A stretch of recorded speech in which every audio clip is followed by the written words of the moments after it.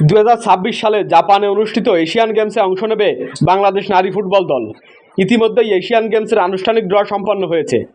এই টুর্নামেন্টে কঠিন প্রতিপক্ষের মুখোমুখি হতে চলেছে বাংলাদেশ জাতীয় নারী ফুটবল দল। এই টুর্নামেন্টের আয়োজক দেশ জাপান। এই আসরে বাংলাদেশ নারী ফুটবল দল সি গ্রুপে প্রতিদ্বন্দ্বিতা করবে। এই গ্রুপে শক্ত প্রতিপক্ষের মুখোমুখি হতে চলেছে বাংলাদেশ।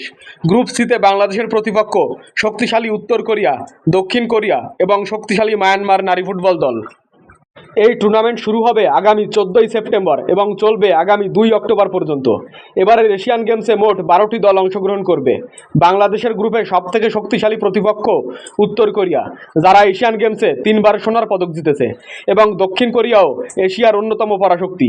ইতিহাসে দ্বিতীয়বারের মতো এশিয়ান গেমসে অংশ নেবে বাংলাদেশ নারী ফুটবল দল। এশিয়ান গেমসের আনুষ্ঠানিক ড্র সম্পন্ন হলেও সময়সূচি এখনও প্রকাশ করেনি কর্তৃপক্ষ।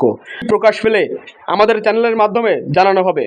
বন্ধুরা, বাংলাদেশ নারী ফুটবল দল সহ ফুটবলের সকল খবর পেতে আমাদের এই চ্যানেলটি সাবস্ক্রাইব করে পাশে থাকুন।